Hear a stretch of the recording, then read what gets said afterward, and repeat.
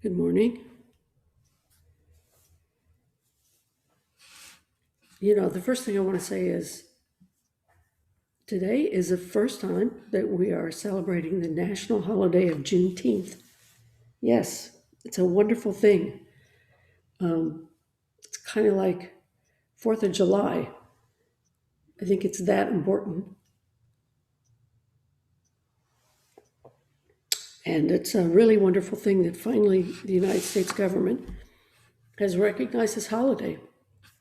So that's great. Okay, so I'm continuing to lecture about the meaning of the Bodhisattva Ceremony.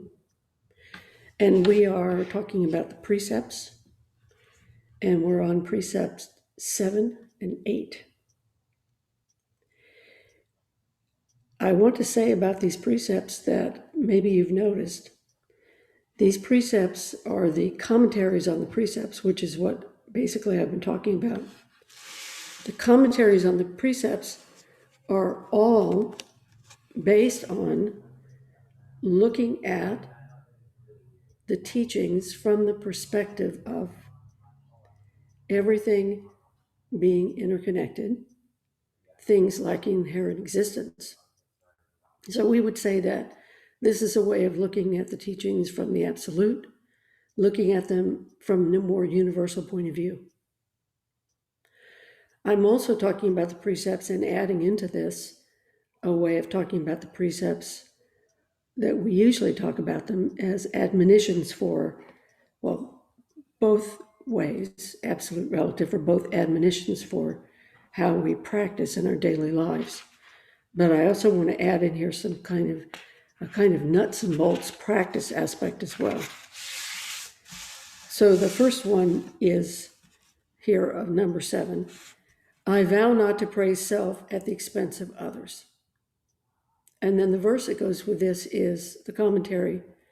Buddhas and ancestors realize the vast sky and the great earth.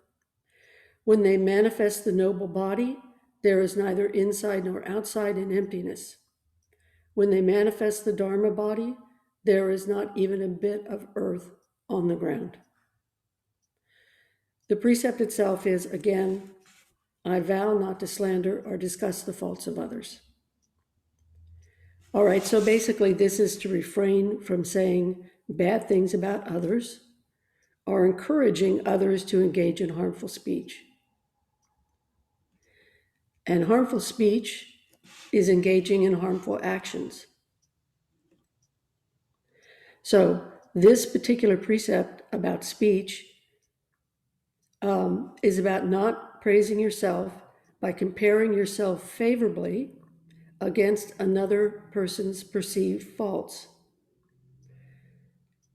It's okay for us to give ourselves a pat on the back every once in a while.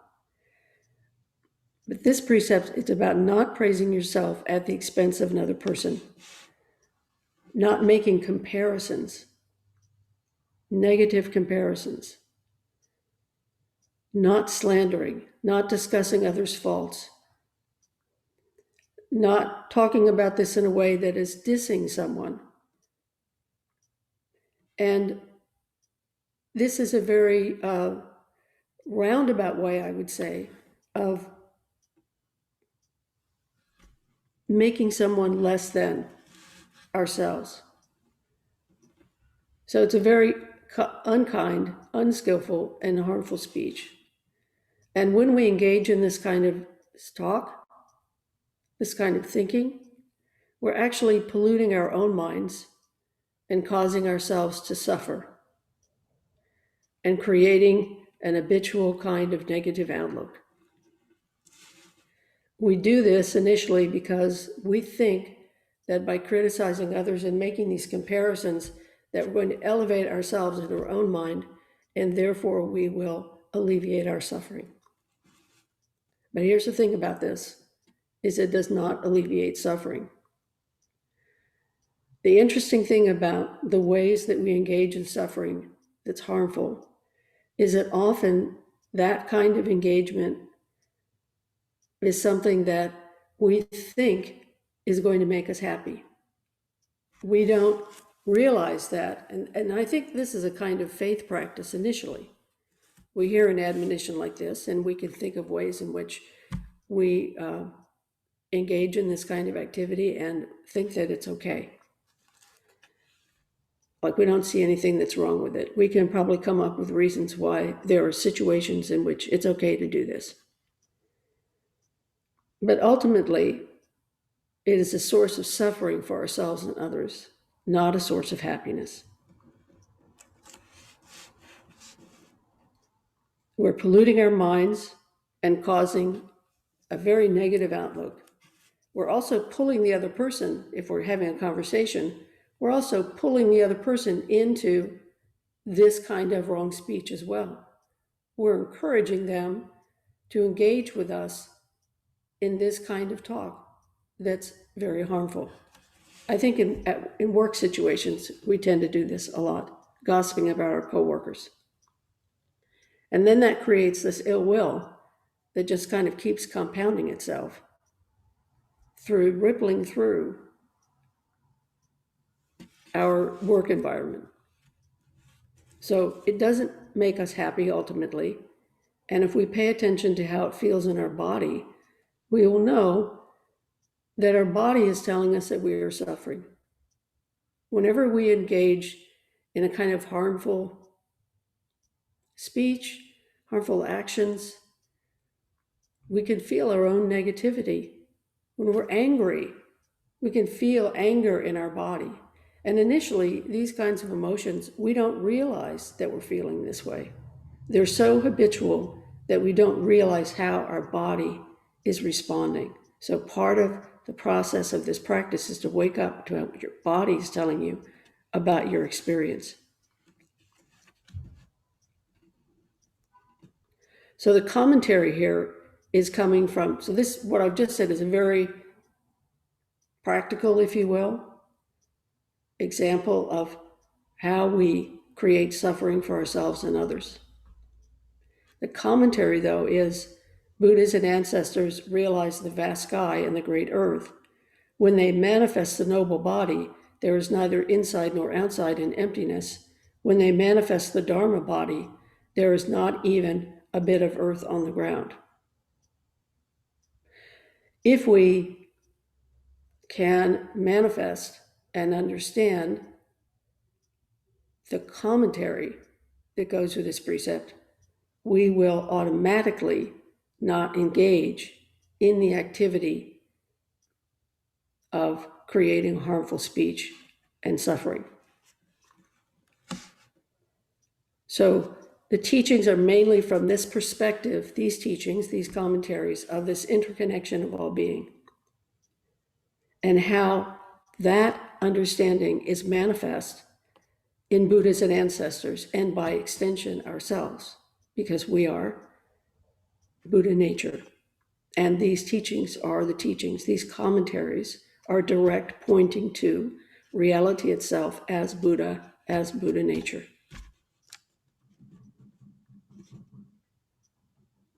And also, what comes of the realization of this is generosity.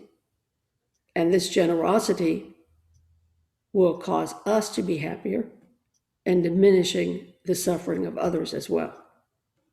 So if we have a tendency to want to criticize others in order to boost our own self-delusion, our self-esteem, this is delusion. It's also habitual and therefore difficult to work with. Nevertheless, our practice calls us to wake up, notice, and counter these thoughts, and do the hard work of transforming these habits, letting go of this habitual way of being. And the work comes from saying to ourselves, I see how my mind is working, and I see that I am suffering by creating negativity, and that this negativity does not serve me well. So what can I do? How can I look at this from another perspective and encourage myself to find the wholesome ways to cultivate happiness? And this other perspective that's being offered in this commentary is the wider perspective of looking at the world as an interconnected, functioning whole. So the commentary says, Buddhas and ancestors realized the vast sky and the great earth. Enlightened beings, Buddhas and ancestors, that's what makes them enlightened. Because they understand this great scope of reality. They understand the sky is vast and the earth is great. They understand that the earth includes everything and the sky includes everything, and that the sky includes the earth and the earth includes the sky, and that ultimately there's no distinction between self and other, sky and earth. So when we talk about self, to refer to ourselves, to this one particular being, then we say other. And when we say other, we mean something that is not the self. Yet other also refers to the self. And what we call self, the other person calls other. They call themselves self and you other. But really, the distinction from the position of everything being interconnected is that there is no self and other. At the same time, we have a self, and others have selves, and there is particularity. So Buddhas understand this. Ancestors understand this. They understand that the sky accommodates both self and other. Sky as metaphor for reality itself accommodates both self and other as one vast vista. Just as the earth includes and harbors the totality of self and other as one continuous practice. Remember last week we talked about, Dogen was writing in Bodhisattva Shishobo. He said, the ocean receives all of the water. The ocean does not reject the water, and the water does not reject the ocean. If the water were rejecting the ocean, or the ocean were rejecting the water, this whole vast functioning would not function. Our practice cannot function unless we are aware of this vast sky, great earth, ocean functioning.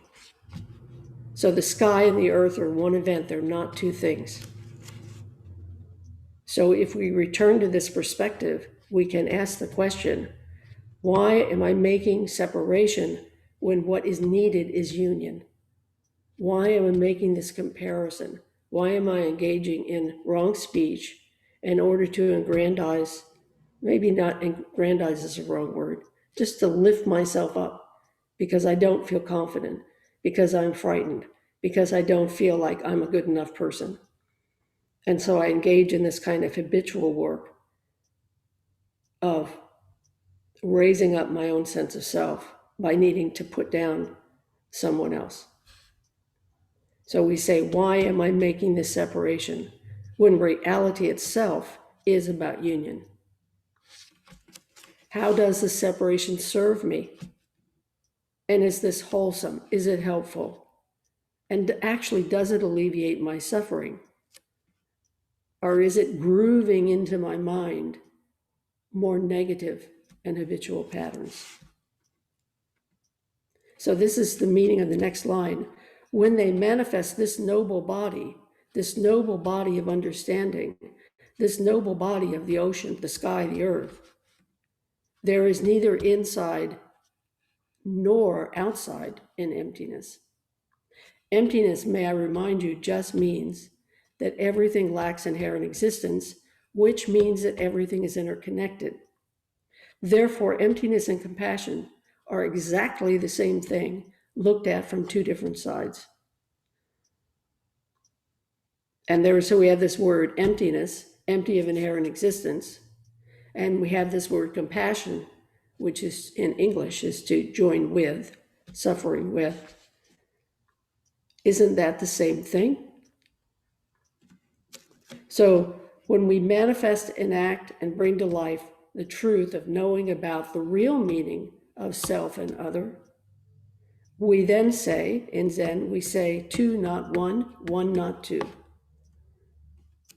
So this includes both the being time of self and the being time of other, yet it never excludes the being time of both as one being time, as one moment, one entity, one manifestation of the totality of everything that is functioning.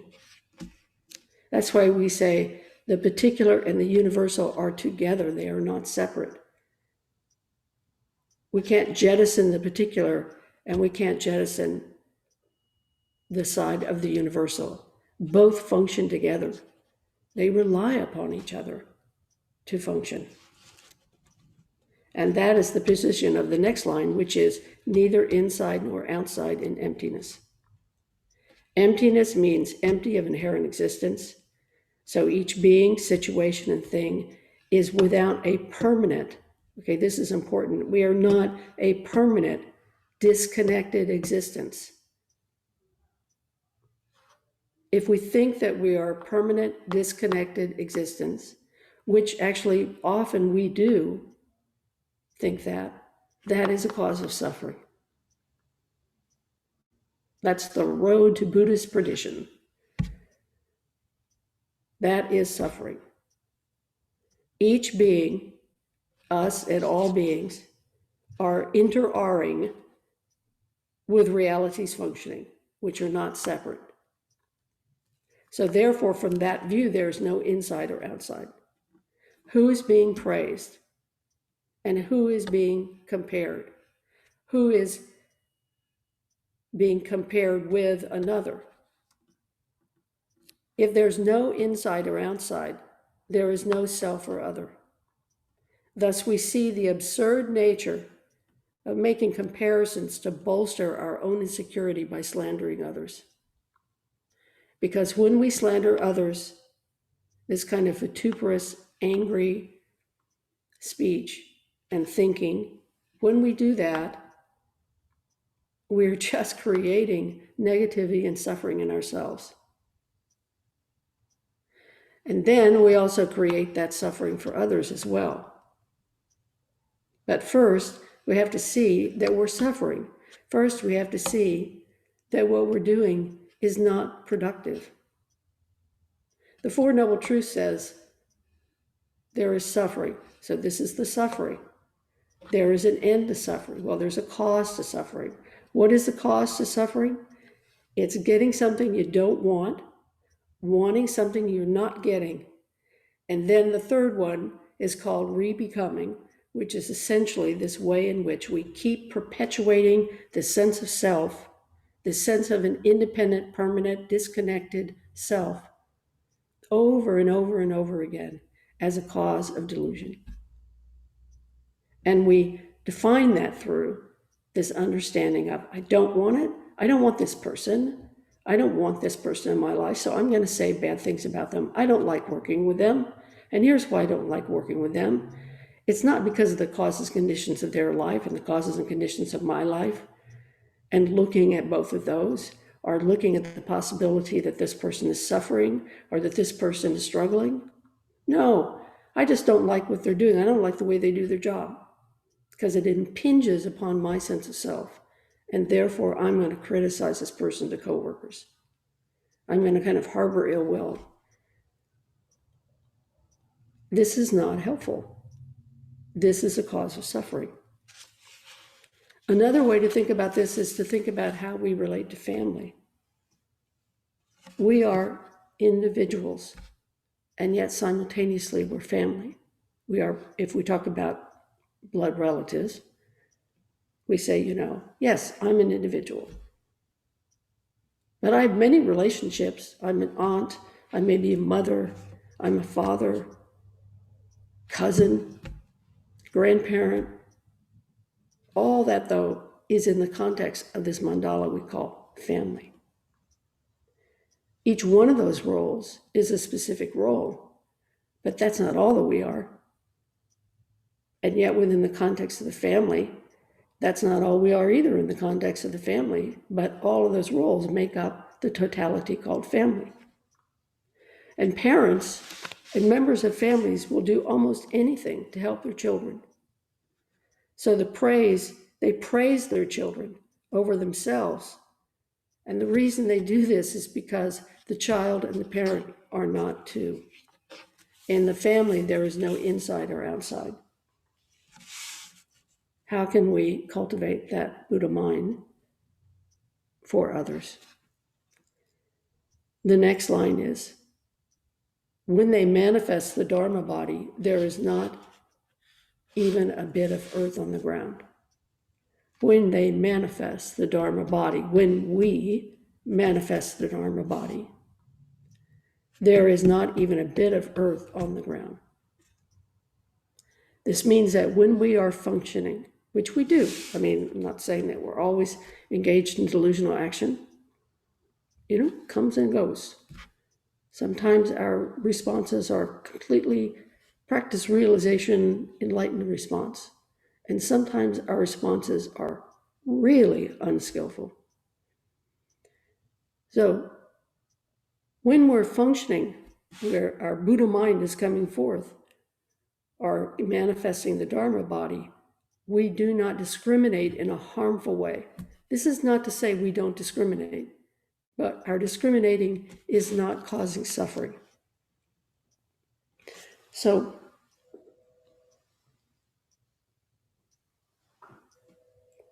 often our small mind gets in the way of this work. When we return to empathy for others, when we seek out what we share with others, this is a way to cultivate happiness and to drop harmful actions. But again, I'll reiterate, because we are so attached to certain kinds of unworkable methodologies for making ourselves feel better, it's hard for us initially to believe that this practice is efficacious, because it's asking us to let go of something that we hold dear to us. We can't often even see it. And once we wake up to it, we feel defensive because we feel criticized. And we don't want to stop doing whatever this is that we're doing. So our practice is to work with our teachers, to wake up, because each one of us has our own individual take on this. So we have to make transformation. And it's hard work to do that. Sometimes we have to trick ourselves to do this. So I've told this story before, but I'll tell it again. When I first started working with my anger, I was very defensive about it, because who wants to be criticized all the time for being unskillful? A friend of mine said one time, a Dharma brother said, you have great ideas, but your delivery sucks. And I used to think to myself, well, I'm not angry, I'm just right. So I was feeling very defensive about it. I was getting a lot of negative feedback. And at the time, I was down at Tassajara, and the people I was dealing with were not being particularly skillful about it. So I was suffering, they were suffering, we're all suffering. And finally I thought, oh, uncle, I'm just like prostrate on the ground with my tongue hanging out. I can't take it anymore. Something's got to happen here. So I decided to change. And the reason I decided to change was not for an altruistic idea of somehow manifesting my Buddha mind. It was because I couldn't take any more of the criticism I was getting, and I wanted people to hear me. I wanted to be understood. And so I decided I had to start practicing skillful means in order to be understood. So that's kind of a selfish motivation. By doing that, though, over time, it's sort of like, what does they say? Fake it till you break it, make it, fake it till you make it. So it's like over the time of cultivating skillful means for my own,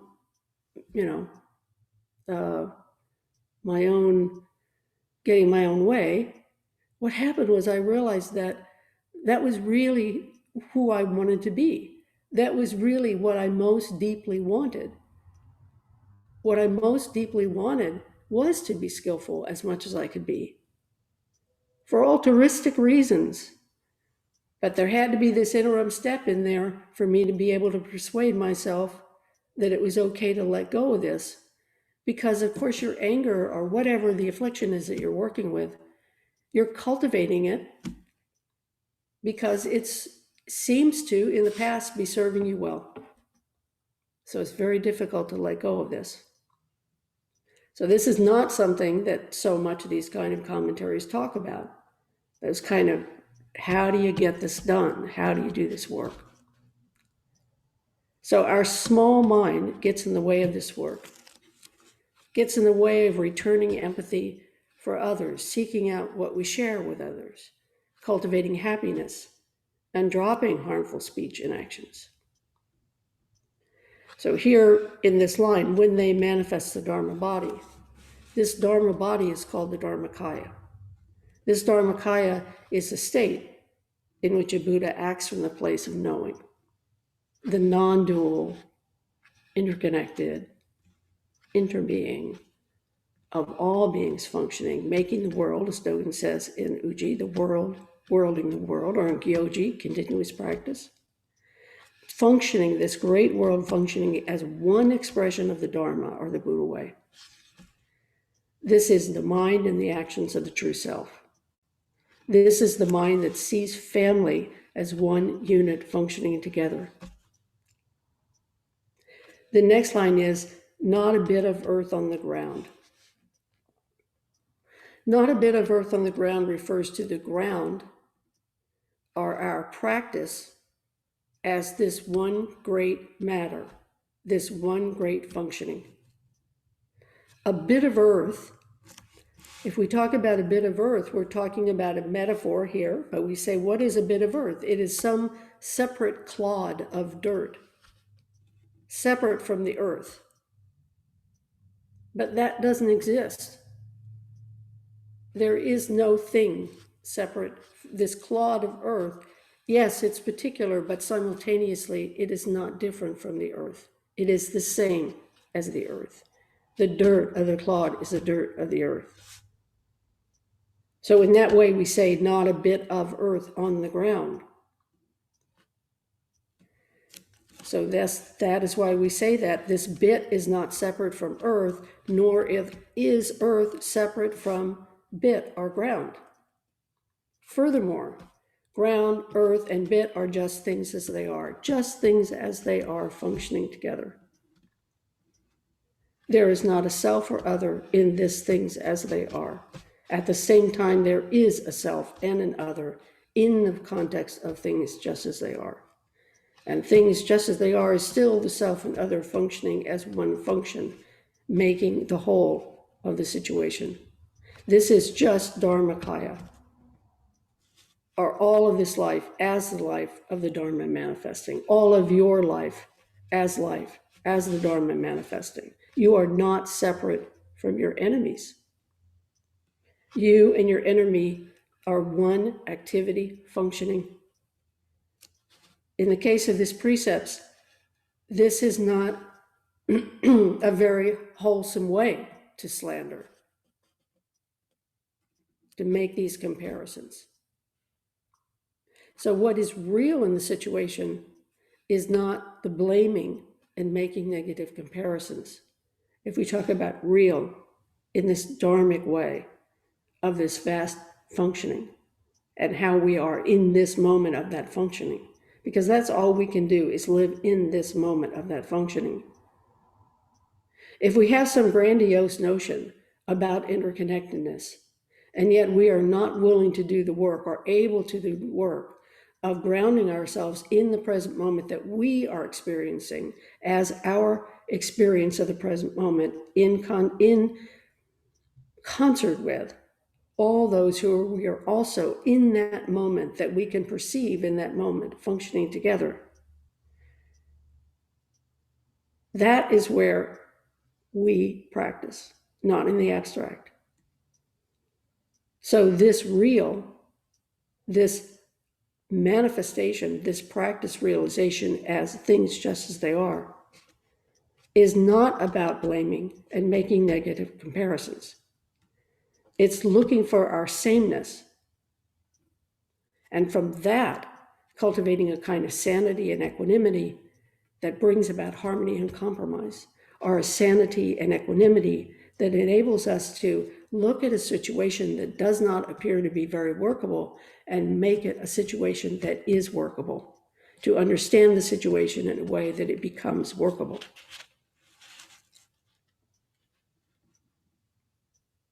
And if we do engage in slandering others in order to praise ourselves, to ourselves, then we have forgotten our shared existence by separating, by saying other, you are other than me.